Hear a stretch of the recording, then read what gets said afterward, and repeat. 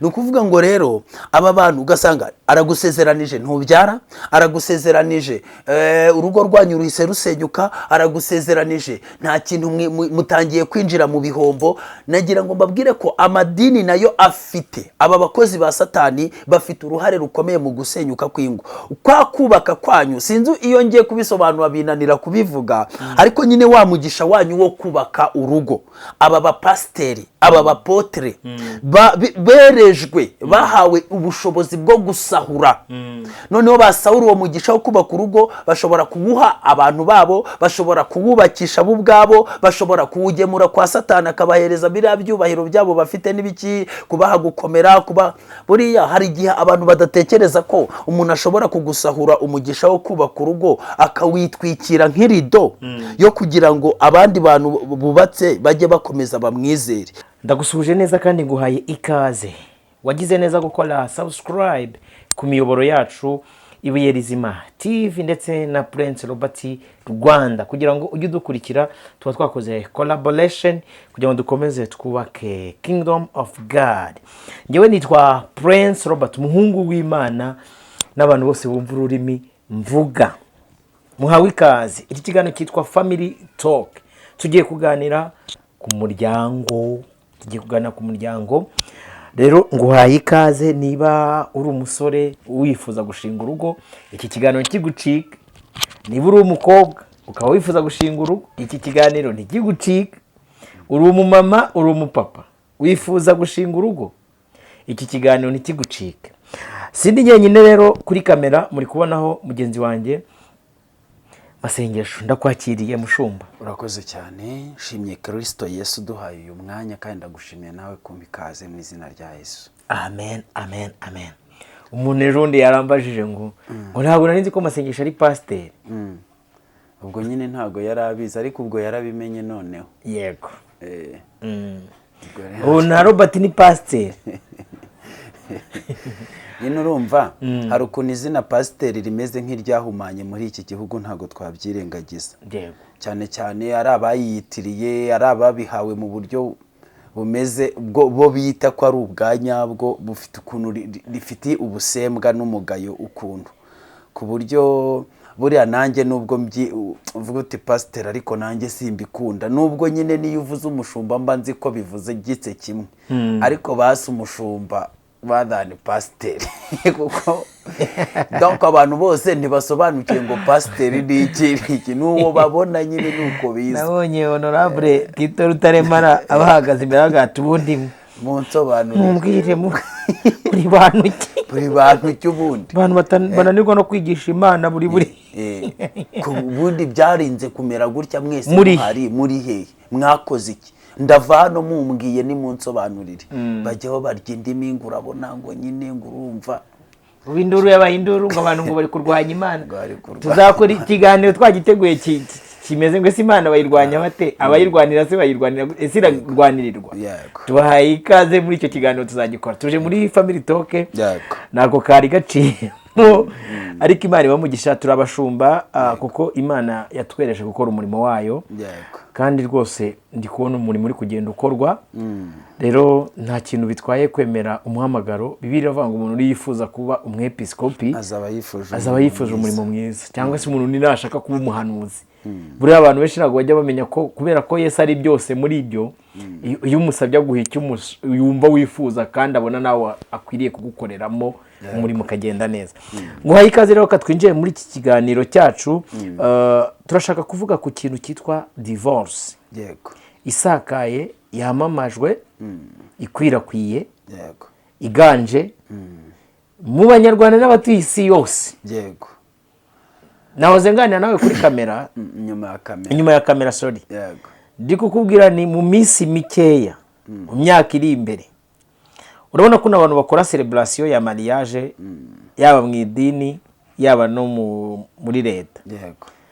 Mu minsi mike nkurikije izi mbaraga ziri kugenda zifata abantu bashobora kuzagera ku rwego bazajya bajya gukata amakeke bakajya kuserebura no kunywera divorce kuruta mariage. Kubera kuvuza ikintu gikomeye kandi tukaba tugiye kuvuga ibintu by'ishingiro rya byose, kuko umuryango niwe shingiro ry'ibibaho byose, yaba ibyiza n'ibibi.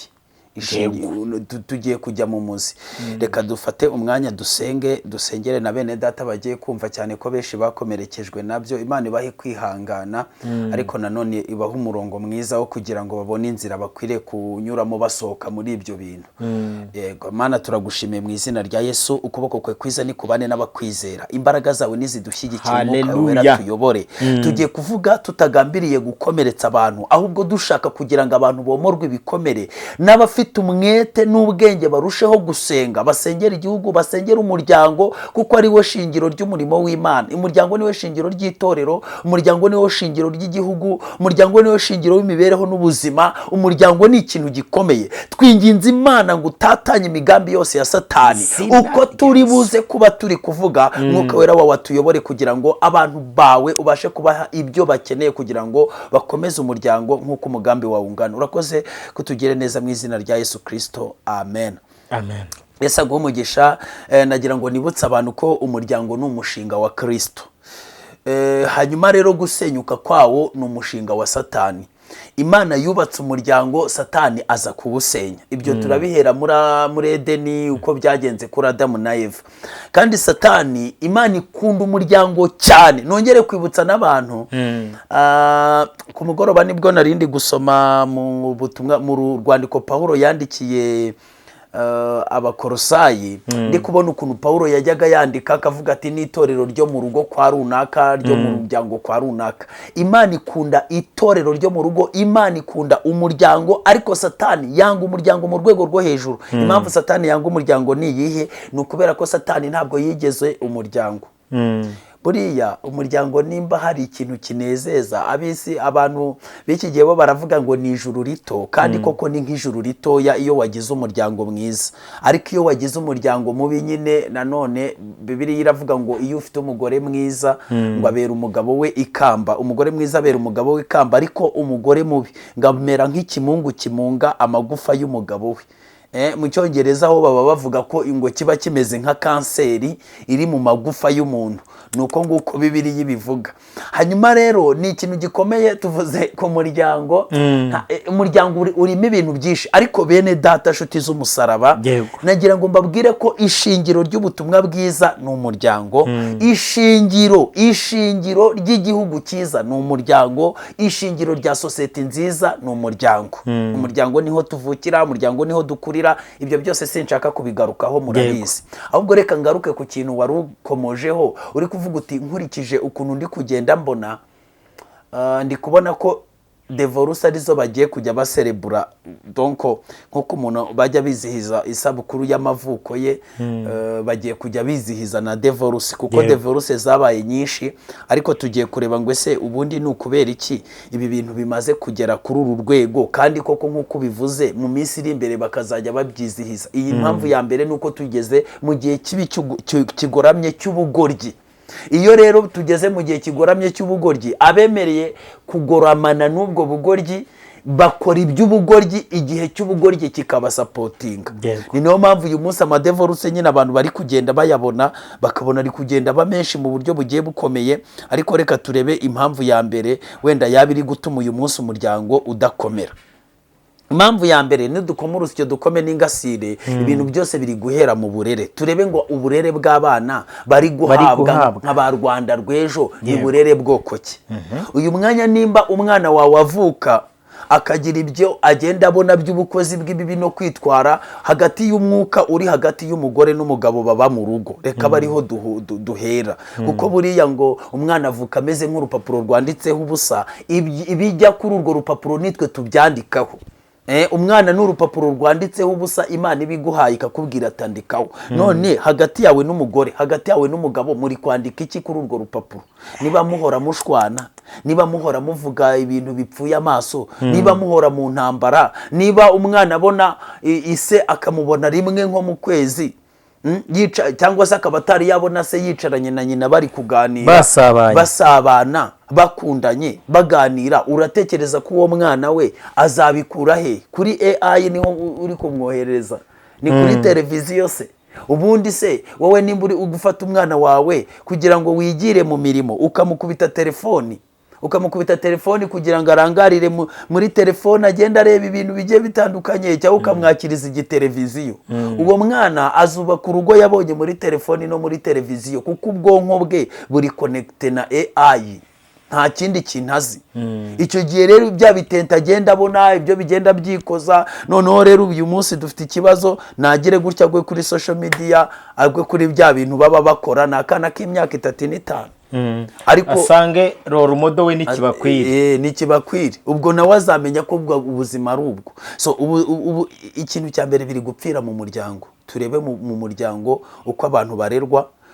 Donc ikintu cya mbere umwana abona ni urukundo wowe umuha umwanya ungana iki wo kumwitaho. Yego, icyo ni icya mbere. Umuganiriza ibiki, umwitaho mu buhe buryo, hagati yawe n'umugabo wawe cyangwa n'umugore wawe mubana muti, ni ubuhe mwanya mwebwe muhana. Icyo kivuyeho. Hari ibyo tuzi by'uburyo umukobwa yajyaga akura akaganirizwa ngo na ba nyirasenge na nyina n'abandi bantu bakuru bo mu muryango. Ibyo biganiro uyu munsi turareba tugasanga abantu benshi ntibagifite umuryango wabaganiza, cyangwa se n'abawufite ibyo bintu nta kubyitaho. Habagaho urubohero, hakabaho nyine hahandi abakobwa bajyaga bagakora bya bindi byose. Ubu umuntu abyumva bashangaze bari kubyigisha hehe kuri TikTok, kuri YouTube, akamva ati bajya mu rubohero bakabigenza gutya, ati muzaza niyanyu tuyiho ati ni gahunda binibi nyine muzaze tubakorera. Ibyo bintu byose bamwe batinya kujyayo, abandi ntibagira ubushobozi bwo kujyayo, abandi ntibagira, ugasanga umwana w'umukobwa araho. Ibyo byose kandi ni ibintu byo mu muco nyarwanda, bagasanga ya systeme twababwiye ko uyu munsi inyama n'amaraso zitagikora. Yego. bakavayo gahunda bayirangije. Uko bagukorera gahunda byose bagakururana bikagendana. Kubyumva ugasigara uri ikintu gitereye aho. Nutagize ikibazo, natagize ubushobozi bwo kujyayo, nawe agasigarana ikibazo cy'uko nyine atabayeho mu muco nyarwanda nk'uko n'abandi nyine bagomba kubaho. Kandi niba turi mu Rwanda, buriya agahugu n'umuco wako. Hanyuma rero wa muhungu w'umunyarwanda wagize ibyo yumva gutya ati bigenda gutya, naza akakureba akabona ubereye aho ngaho, ibyo nabyo ni ikibazo. Ntabwo uza abadayimoni ahantu buririra ni heshi cyane. So icyo ni icya mbere rero cyo mu muryango, n'ibindi bintu byinshi bigiye bitera ibibazo bigiye bikomeye mu muryango. Ndaza no gusoma ijambo ry'Imana ariko ndagira ngo twihute. Icya kabiri kiri gutuma abantu basenya ni siriko ya roho nyinshi. Ubu siriko ya roho nyinshi, inkomatanya, urumva, inkomatanya ya roho ntumvikana. Urumva siriko turayivuga gute mu Kinyarwanda? Urabona abantu badukurikiye kugira ngo siriko murayizi, uzi ko iyo amashanyarazi uri kumva amapore adahuye, iya kubitanye umuriro uhita waka muri ruraka. Yego, noneho na roho rero nazo zidahure. Yego, iyo zihuye mwizitekerezamo ko ziratanga umuriro ugenda neza. Urumva ubundi buriya abantu batekereze bwose sinzi ukuntu ndabivuga, ariko ni nkuko nguko wenda reka barabyumva n'abanyarwanda, ubwo se nge ko mbyumva. Noneho rero uri kubona ubwo nyine ndashaka ko twihuta muri ikiganiro, sinshaka ko dutinda. Uri kubona ibyo mvuze ni ibiki? Muri iki gihe umuntu ari gukura yinjizwamo izindi roho zigiye zitandukanye. Ari imyumvire yo mu gace k'iwabo, ibyo yumva mu miryango y'iwabo, aho yakuriye muri society, agakubitaho babadayimoni, noneho yinjizwamo muri bwa burara bwabo bajya. Urabona nk'ubu ngubu urugero nongere mbwira abantu, uyu munsi ntabwo kubaho umuntu atasambanye babyita uburozi. Ngo uriya muntu ngo niba uri isugi ngo iwanyu bararoga, ngo niba uri imanzi ngo ubwo se ngo iwacu baba baroga. Umwana w'imyaka 13 ngo kuba ari imanzi cyangwa ari isugi ngo iwabo baba baroga. Kandi mu yandi magambo, yego, nibyo koko iyo wabonye umuntu ushobora kugira imbaraga z'ubwirinzi, ugate kuri mwana ashobora kuba ikintu cyamushoboje kuba ageze izi saha. Urumva niba turi mu gihe cy'ubugoryi, umuntu wakoze ubwenge kandi n'ubugoryi bukamwataka bukabura aho bufata, ubugoryi bwita ubwo bwenge uburozi. Mu gihe twebwe twabonaga umuntu wakoze ibintu nk'ibyo ngibyo by'ubusambanyi n'uburara, tukavuga ati uriya mwana baramwangije baramuhumanije. Ubu noneho ngo umwana witonda uri kuri discipline, wubaha ababyeyi, wirinda, ngo ni uroze. kubera iki iyi si niwe kiroge. ubu umwana wubaha ababyeyi be ushobora gukora uturimo two mu rugo, agataha kare ntananirane, kaganiriza ababyeyi byawe, ni ikiroge. kugira ngo ubyumve n'imbaraga zabyo. Hari umugore witwa Alice Bell, uzanyibutse nabwo dukora ikiganiro ku ma top 10 chata yatanze isi igenderaho uyu munsi. Mukora ubushakashatsi murebe, ari umwana wirinze n'umaze kubyara abyariye mu rugo, uhembwa ninde? Twikomereze bazabidukoreho ubushakashatsi babirebe. So nukuvuga ngo rero urumva uko iyo si irangije gufata abantu bitonda nk'abantu b'ibiroge, noneho kandi n'abantu bitwa ko ari abantu b'Imana bakamenyera iyo mvugo, batazi ko iturutse mu isi y'umwijima, yo ije guha kato no gukwena abantu bagifite agatima bitonda bihangana. Ubu bari mu kato nyine, wagira ngo ni ibindi ni amakosa bakoze. So ibyo ni ikintu gisobanura igihe cy'ubugoryi. Noneho rero kubera iyo mpamvu tekereza akana gatangiye ubushize nakubwiye muri cya kiganiro cya Family Talk twavugaga, akana k'imyaka 8 k'agahungu twasanze kihereranye n'utundi twana dushiki twako tw'imyaka 5 4 ingahe, kakuyemo agapipi kako kari kubaha ngo nibonke, ati mbona na mama bikora. Mbona yishimye. Urumva, none se tekereza uwo mwana azahera gutyo iyo myaka yinjizwamo abadayimoni bangana gutyo. Bana b'Imana mwebwe utu twana twanyu tuba muri kurekura ngo tujye gukina mu baturanyi, ngo bari mu rungano, ngo turareyo, ngo dushuti, ngo birirwanye, ngo bajyanye.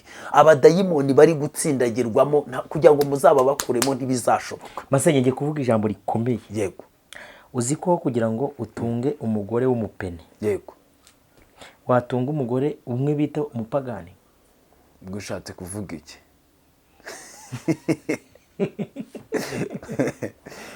Abagore b'abapene ni babi inkubwe ebyiri kurusha abagore b'abapagani. Si inkubwe ebyiri nyine, si inkubwe ebyiri. Erega buriya na Yesaza ntago yari afite ikibazo cy'abanyamahanga, nta nubwo yari afite ikibazo cy'abantu batamuzi, yari afite ikibazo cy'abafarisayo, yari afite ikibazo cy'inkubwe ebyiri. Kuko burya ngo akabyica kabizi, urumva, karya imboga karitse ubugari. Hanyuma rero Imana itugirire neza. Uri kumva ko wa mwana utangiye gusambana muri izi ngeso zose z'ubusambanyi ziri kugenda, nagira ngo ntangaze ko iyo uryamanye n'umuntu cyangwa se mugakorana ibintu bisa nk'imibonano mpuzabitsina, kuko hari ibintu byinshi bisigaye biri related kuri ibyo bintu, gasanga umuntu arasomana, aragira ibica bya bindi byose by'umwanda. Nagira ngo ngubwire ngo uko ijambo ry'Imana riravuga ngo nicyo kizatuma umugabo umuntu asiga se na nyina agasanga uwo yakunze bakabana karamata, bombi bakaba umubiri umwe. Nukuvuga icyo bita kuba umubiri umwe, nukuvuga ngo nugushe yaringa ukamwinjiramo nawe akakwinjiramo. Rero iyo uryamanye n'umuntu ntabwo umwe asohoka mu wundi ngo nundi agende woya, nukuvuga ngo agusigamo abadayimoni biwabo nawe ukamusigamo abadayimoni bawe.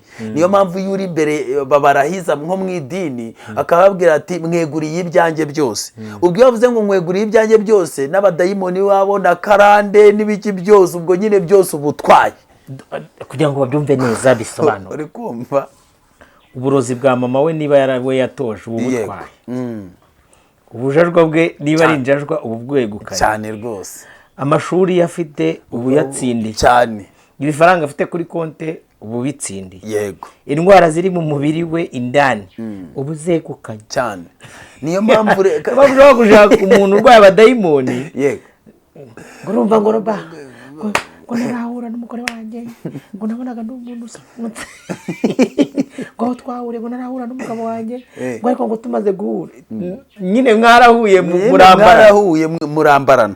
So rero ngo nimutekereze nk'uyu mukobwa, abakobwa bubu, umukobwa wasambanijwe n'imashini, umukobwa waraye muri geto z'abahungu 3 4 5 bakamuraraho bose icyarimwe, umukobwa usambanye n'abagabo barenga 70 ingahe ngo ari kubakura ibyinyo wamenyeye kubijabura, n'umusore wamenyeye ngo gusambanya abakobwa nka 3 icyarimwe, kuko ngo hari ababasambanya umuntu agasambanyiriza 3 icyarimwe ro bapa n'umwe abyuka ndajya. Umukobwa ari kubaza Tayikuni ngo Tayiku ngo babiri bari babipevera none ngo hamwe umuntu uri gukora ahandi amaboko ahandi gahunda yepfiriya batatu icyarimwe izo dayimoni eshatu ubwo se ni eshatu gusa uwo nguwo ashobora kuba yarateretsemo nk'amadayimoni 100 noneho buri mukobwa uri kubikorera nimba afite amadayimoni 100 300 yose akugiyemo ariko nawe nimba wari ufite 600 bose uyabakwijemo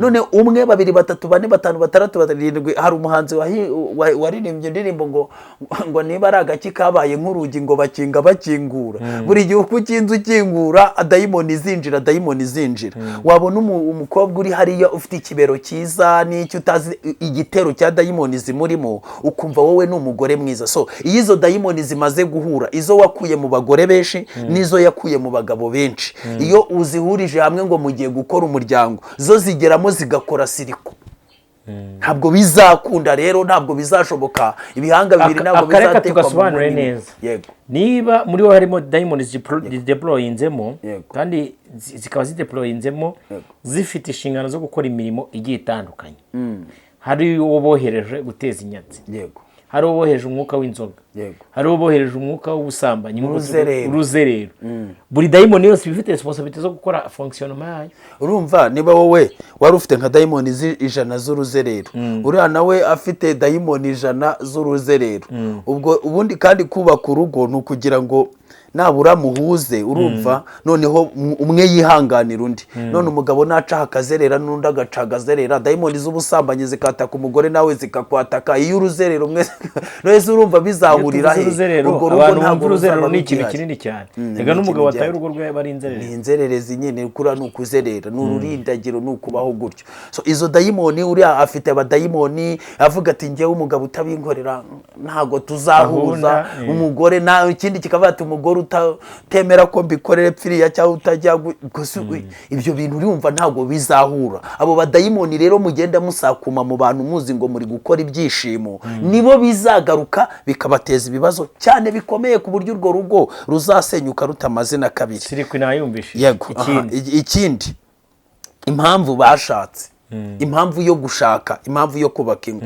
uyu munsi ubundi kugira ngo wubake urugo nyine nuko ugomba kubanza kwita kuri izo kriteriya twabanje kuvuga uyu munsi umuntu ari kureba umuntu akamushaka kuko afite ikibuno kinini ngo afite akayobe keza ari umusitari ari umuririmbyi mwiza ni umuririmbyi mwiza ariko si umugore mwiza yego afite ikibuno kinini ariko si mama mwiza ntabwo afite ubumuntu bunini yego ikibuno cyo ni sawa ariko ubu mama nta burimo muri iyo kibuno nta bumama burimo ijwi ni sawa ijwi ni ryiza araririmba ariko ntabwo ari umubyeyi ariko nta mubyeyi bumurimo nta kubaha kuri murimo nta kwizera nta kwihangana ku murimo rero wowe nushaka umuririmbyi mwiza uzamujyane muri studio nushaka umugore mwiza w'uburanga uzajye kumujyana muri Miss Rwanda cyangwa ushaka kampani zamamaza cyangwa kampani zamamaza abamamariza isura y'icuruzi ariko nuza ku kintu cyo kubaka umuryango naje kubona ijambo ry'Imana hano mu Befeso ibice 5 umurongo wa 22 haravuze ngo bagore mugandukira abagabo banyu nkuko mugandukira umwami wacu kuko umugabo ari we mutwe w'umugore we nkuko Kristo ari we umutwe w'itorero ari ryo mubiri we ni nawe mukiza waryo ni ukuvuga ngo wowe nushaka umugore uzakugandukira nkuko itorero rigandukira Kristo uzasanga hari indi mitwe yamaze kumwicomekaho wafite indi mitwe yicometse kuri we ubwo nushaka kugira aho ujya rero uzasanga aho umutwe we wagombaga kujya hariho nk'indi mitwe nk'ijana hari iyo yararanye nayo inshuro zingahe yo muri ghetto yo mu mazi ya Dubai hari indi mitwe nk'igihumbi mucometse ahubwo waburaho kwirwa icyo gihe rero birangira musenye kandi ibyo bintu byo kuganduka ntabwo abizi aririmba neza ariko ntaganduka neza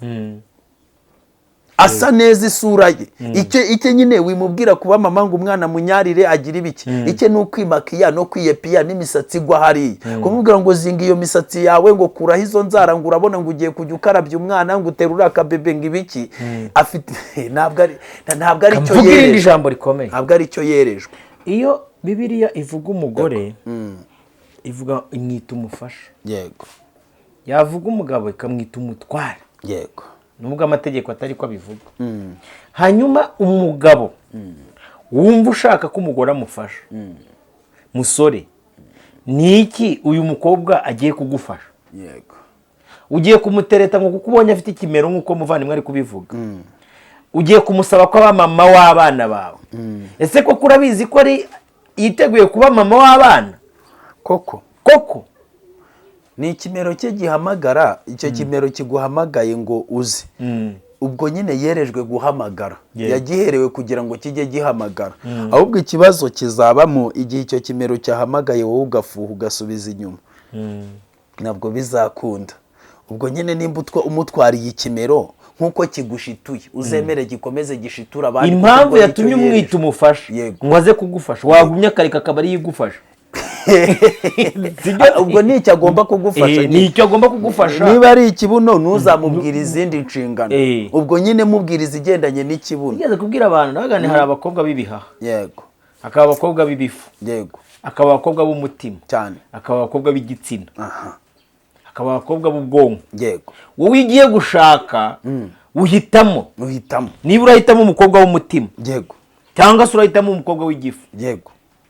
noneho rero ubwo ureba fonction umari gukora, ese n'uw'igifu, kuko uw'igifu uyu mubwira ati nifuza ko twagana, ahubwo ati hari ahantu nifuza nzi hari inkoko cyane, aho tubahure manze nyikimbe kuko byanjye ni igifu cyane.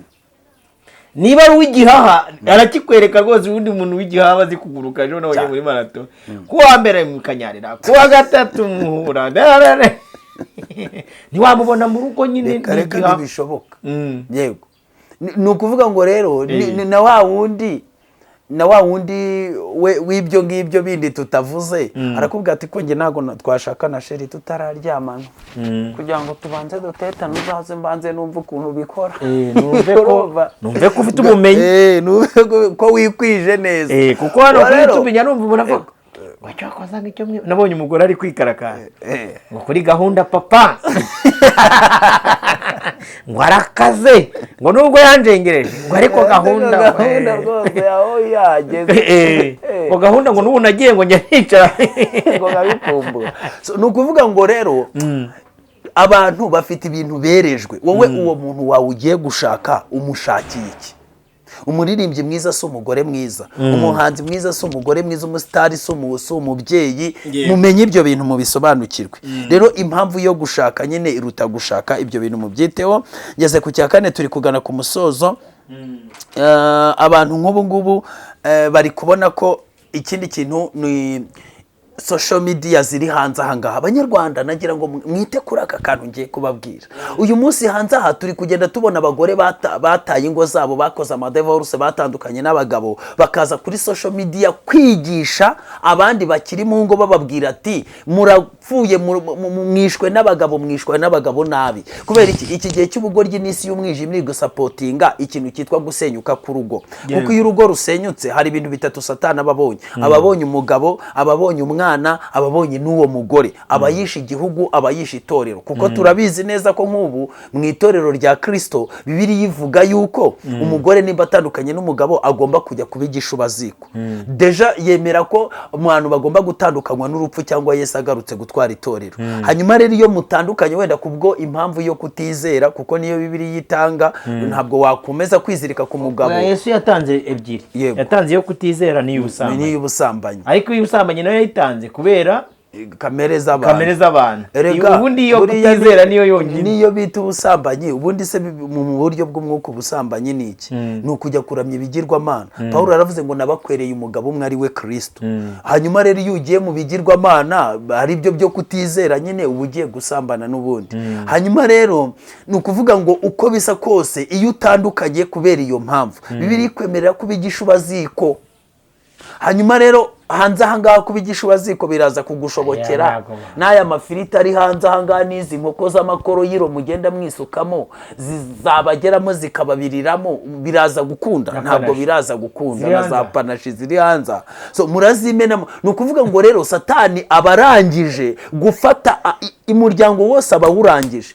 Ubwo itorero rirapfuye tayari, kuko itorero ry'ibyo bideshe ntago ribaho. Ubwo Satani abagushyize ahantu kugira ngo uzahikura, avuga ati aka kagozi nkuzirikishije kugira ngo uzagacike, uzabanza umbaze.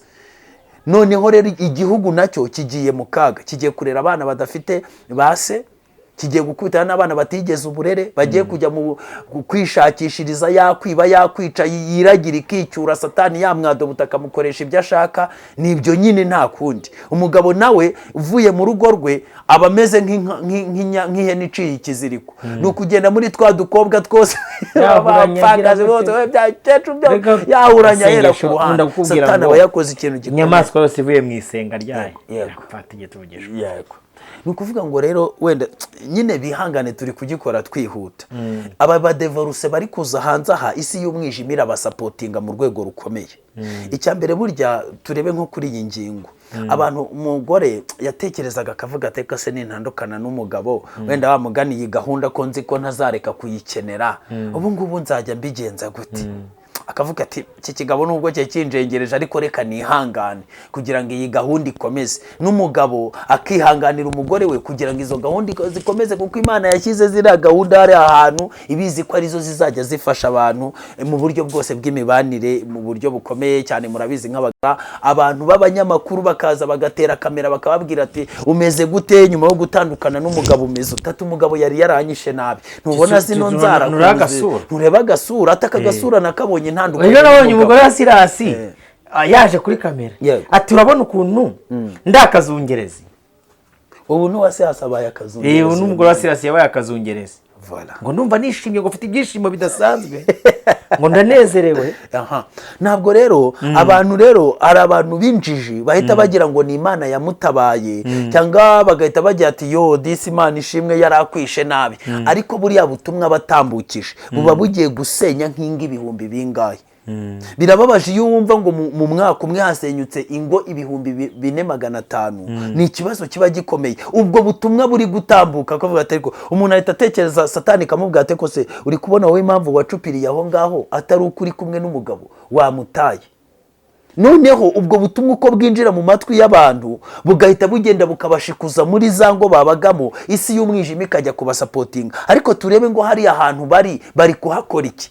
Ni iki gitumye umera gutyo? Suko umuntu wenda arayikinisha kuri video call baramukonekse na ya myuka mibi y'abantu bo hanze nabo ngo bafite amadolari satani yamennye yo kuza gushyigikira abantu b'inkozi z'ibibi gusa. Ukabona ubwo budolari bari kukohereza kubera urara wisambanya kuri video call, ariko nawe bakarahura ubugingo bwawe. So ubugingo bwawe wagurishije, ayo mafaranga se ufite uri kuyasangira n'abana bawe, uri kuyasangira n'umugabo wawe, iwanyu mu muryango w'iwanyu bayishimyemo. Ubwo se umuryango n'ubuzima bwawe n'ubugingo bwawe buracyakurimo, byagenze gute? Iyi si y'umwijima iri gusapotinga abantu. Uriya mugore w'umusamariyakazi uriyo ufite umaze kugira abagabo 5 hano mu Rwanda, n'uyu mugore ufite ikibuno kinini gusa ugikubita ukabona kandi kiriho pe, tuvugisha kuri bura abantu kira kibuno ni ikibuno, biragaragara ko ari ikibuno. Utamenya ngo ni ibiki bikirimo, ariko ni ikibuno turakibona ko kiri kibuno, turakibona ibirimo nibyo tutazi. Oya ndashaka kuvuga ahubwo ibyo byikoreye. Yego. ubu byanze bikunze yaba uriya w'ikibuno yaba uriya w'umusamariyakazi ntibabuze nk'ingo nibura ziri ku gahanga kabo bikoreye.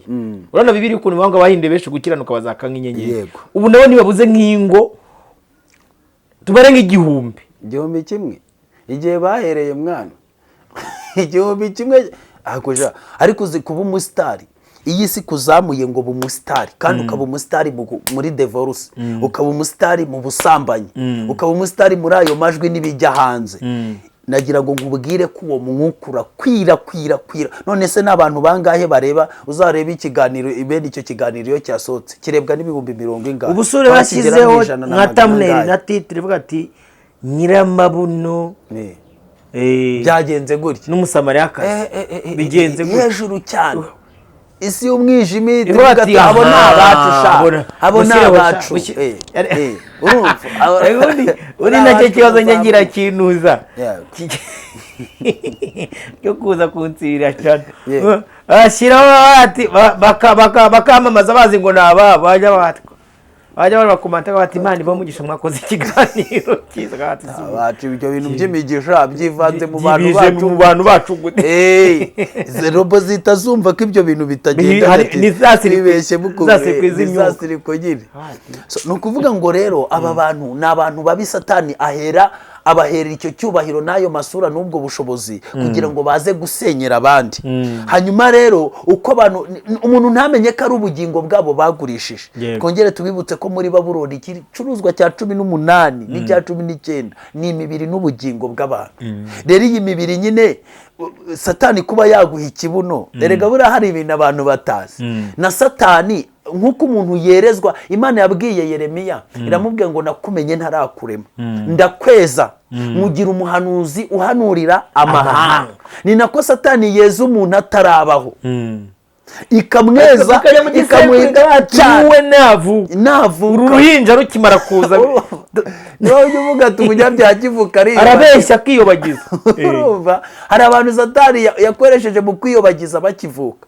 Tekereza umugore wagiye kuri kamera akavuga ngo yageze aho ashaka umugabo ngo niyo Satani aza. Satani ngo akaza ngo akamuga ati ndaba umugabo, ati nkurikije ukuntu namushaka numvaga ndahita mufata. Na Satani yazi icyo gihe mba naramufashe, ariko ubundi Satani ntabwo yari kuza mu buryo bwa Satani, ahubwo tubwira abatumva buriya twebwe tuba twumva uko byagenze. Abatumva nibo bumva ngo Satani ntiyaje kandi yaje ngo umuntu ngo wifuzaga Satani ngo Imana ikamuha umugabo. Urumva ibyo bintu rero wajya kureba ukabona ngo basa neza, ngo bavuga neza, baza amagambo kuyatondeka, ngo bari kuzamuka, ngo bari mu bikorwa bigiye bitandukanye. Isi y'umwijima ibiri kubatangira mu butumwa, ntaho bataniye n'ibyapa bijyare ati muzamuke hano, mukomeze hano, mukomeze hano, muzamuke. Ntusome icyapa ukagenda se eba zari bicyapye kikwega ngo hano ngo hari amacumbi muri metero zingahe. Ejo wabashyize akazina pasiteri runaka. Ibyo bintu byose rero mwabantu mwe ni bimwe mu bintu biri gutuma divorce zigenda ziba. Ngira ngo ndi kugana ku musozo, ndashaka kuvuga ikintu cya gatanu, ikintu cyitwa kuramya imana z'amadini. Buriya abantu benshi ntabwo bazi ko umuryango ugeraniwe cyane cyane mu banyamadini. Uvuze icyo kintu ndaje nkunganire we. Yego. Masengesho ubu dufite abagore n'abagabo bari kubana nk'umugore n'umugabo, bazi ngo ni Imana yavuze, yavuganye nabo. Uri kumva kumba ari abantu batekinitse, ntabwo ari abantu, ni Satani.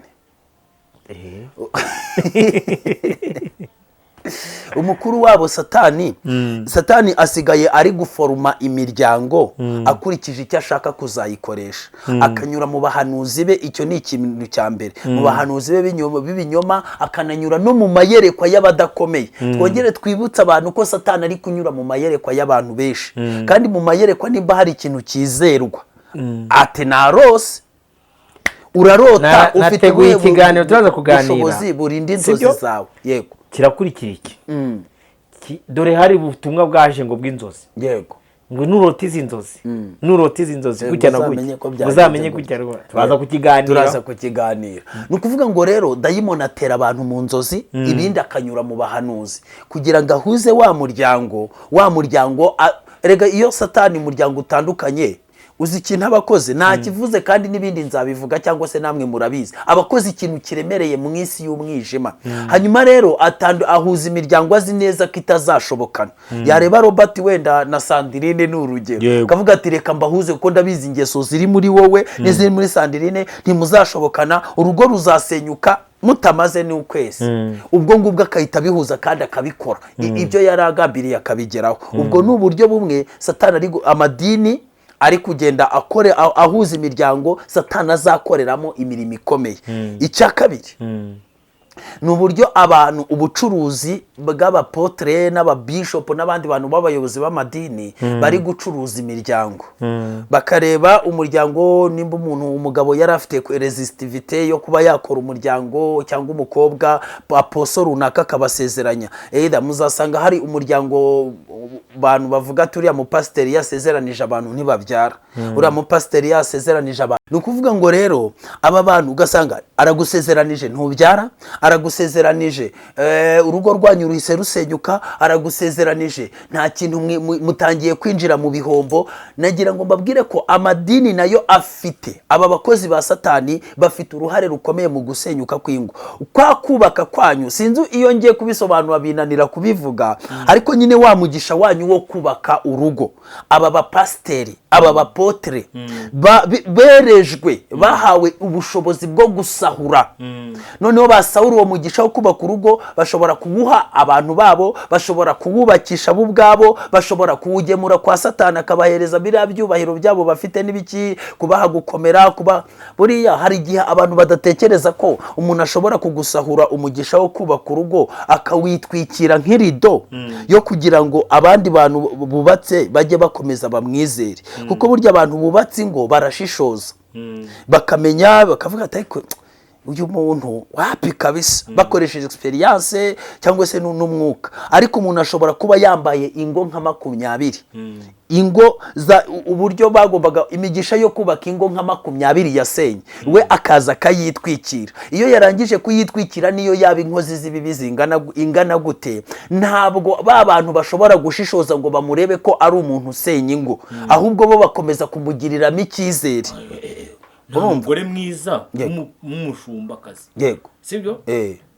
We araza akabohoza, uri kumva, yamara kubohoza agahita yambara. Yego, mwebwe mwajya mureba urumuri rw'ibibohozanyo, bakaba bati twakoze urugo nka ruriya, kandi nta ruhari. Umugore yibera muri Amerika, umugabo yibera hano mu Rwanda. Yego, urumva, ariko bakabona nyine ari urugo rwiza. Iyo sura rero, izo ngo zanyu zishobora kwambarwa na bariya bantu. Ubu ngubu muzarebe, mukora ubushakashatsi, ariko muzarebe nk'ingo abantu abo baposo banyu batandukanye basezeranije, uzasanga bamwe batajya babyara, abandi bapfusha ifura. Hari umuntu usezeranya abantu bose bakajya bapfusha ifura, umwana wese w'imfura akaba atagomba kubaho, akaba agomba gupfa cyane rwose, kandi arahari nayo. Urumva, ni ukuvuga ngo rero Uganda cyane na Kenya kandi napote cyane, uri kubyumva. Abantu rero kugira ngo rero, urumva, asezeranije uwa mbere bikamubaho, agasezeranya uwa kabiri bikamubaho, atabanje kwambara ingo z'abandi bantu, abantu bahita bamucishamo ijisho, kavuga ati sha nakubonye nagutawe nge sinzasezeranira iwawe. Ariko iyo yambaye za ngo zagombaga kubakika, wowe ntumurebera mu isura y'umuntu ukora ibyo bintu, ahubwo umurebera mu isura ya rwa rugo rw'abandi yambaye. Ntureba we wa nyawe, ureba undi yambaye. Ako gakino rero niko kamaze ingo z'abantu nyinshi, abasore n'abakobwa naho bari kugwa. Icyakora nyine ubu ngubu utekere, uzatinya umuntu uzabona ari guhamagara imiryango, kavuga ati musore nawe mukobwa mwicara, mama nawe papa, mwubaka muti, munganirire, numva hari akanyenyeri kazima, numva hano nakanda ubutsemo. Ubu tuzajya tuza hano kuri YouTube, nijoro umwe muri aba yaraye aje kwataka.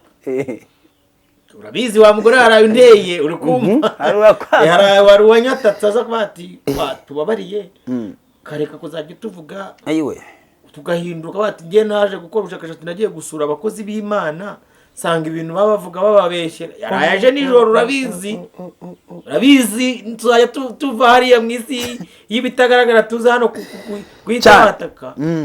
Reka noneho mbikubwire, bwire n'abambari bawe, ntabwo tuzabavuga neza muri kugoreka iby'ubwami bw'Imana. Soko se kwica abantu barabaroha igikuzimu igihe nomo. Rega buriya hari nk'igihe abantu bibaza ngo igihugu cyarasenyutse cyangwa se nikiri kugera ku iterambere ryifuzwa, bakagira ngo aba bantu bo ntibabifitemo uruhare. Nese umuntu umaze gusenya ingwe igihumbi ziba zirimo abana bangahe? Sabana ibihumbi nka 6. Nese nimba urubyiruko rw'abantu 600 babayeho badafite mama, badafite papa, nta feva y'ababyeyi bafite, abadayimoni kubado butabireyoroshye no kubakoresha mu bwonko uko bishakiye. Argentine asohoye urutore rw'abagabo 16,000 yohereje muri Amerika, gataba abagabo baje kwishimisha, baje kureba igikombe cy'isi, batubaye inshingano z'ingo, bataye ingo nyine bajya kwirebera igikombe cy'isi, ati mubirukane. None rero nk'ubu nk'apoteri Apotre arabizi umaze gusezeranya abasitari barenze 4 mu basitari bose nta n'umwe urabyara. Apotre urabizi kumenya umucerira. Oya Apotre nawe arabizi ariko kwabagenda. Apotre urabizi ku gahunda urabizi ko abasitari 4 ubwo ko ari abasitari batazwi. Kibazo hari ukuntu wasanga uzi ko batabyaye kandi kuri wabona baruzi ukurusha. Anizo gahunda zakomereje bimeze nabi. So rero bavandimwe twari turi kubabwira ibintu byo kwitonderwa, ibintu byo gukora attention. Bantu mufite imiryango, Satani arashaka imiryango yanyu mu rwego rwo hejuru ku kiguzi cyari cyo cyose. Niyo mpamvu hari abagabo bari mu matwi y'abagore banyu bababwira ati watandukanye na hari umushuti wanjye umuntu wo muri Amerika aramuhamagaye amubwira ati ko icyo kigabo cyawe ko mba mbona ntazi umugabo waba hano kuri social media waretse nka 500 ukagita no we nugera ahantu ukamara kwitunganya nzaguha andi mafaranga ureba ubucuruzi ukora cyangwa nzagufashe wiyizire hano wataye icyo kigabo. Hari abantu tekereza kugira ngo umugabo n'umugore ntibavuze ko hari ikibazo bafitanye ntibashwana ariko nyine umuntu aramureba ubwo nyine hari akantu aba yabonye ati ko waretse nkaguha amafaranga ugatandukana n'uwo mugabo. Hari abagore bari mu matwi y'abagabo banyu bababwira ngo nibabasige. Hari abagabo bari mu matwi y'abagore banyu bababwira ngo ni mutandukane babaha amafaranga. Abo bantu batumwe n'isi y'umwijima kandi abo bagore banyu abo bagabo banyu barimo boro zikomeye. Reka nkugire inama rero wa mugabo niba wari ugiye turasoje niba umugore wawe yaragifite agahengekerezo niyo kaba kangana gutya akamurikangana gutya ko kukumvira ndakwinginze shaka isansu usukeho kagurumane kubera ko nurangara gatoya uzabyicuza kuko hari abaje gusapotinga urwo rubingo rucumba, hari abaje kuruzimya urwo rusadutse, hari abaje kuruvuna. Rwana ku mugabo wawe wa mugore we, rwana ku mugore wawe wa mugabo we. Reka dusoze ikiganiro cyacu tugira tutya duti icya mbere Imana Uwiteka Jehova Rafa Elohimu El Shaddai Adonai Uhoraho itangiriro ariyo Alpha akaba na Omega. Imana iri kumwe natwe, igitangaza Emmanuel Rurema kugira ngo byumve neza.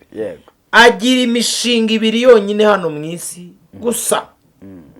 Umushinga wa mbere ni uwo guhesha umuntu ubugingo uhoraho, uwa kabiri ni uwo kurema umuryango ufatika. Hanyuma ndagira ngo mbinginge mu maso y'Imana na mushumba mugenzi wanjye asoza. Niba udukurikiye ukaba ukunda icyo bita umuryango, ukaba warubatse umuryango, hari ibintu 3 ngiye kukubwira ugomba kurindwa umuryango wawe. Man, ujye usenga Imana yo mu ijuru hamwe n'abawe. Imana yirukana ikintu cyitwa ubutinganyi mu rugo rwawe. Icyo ni icyambere. Icya kabiri, ujye usenga Imana yirukana umwuka w'ubwigaranzure. Sinzi niba ibwigaranzure ari kuvuga ubu hari umwuka witwa ubwigaranzure cyane.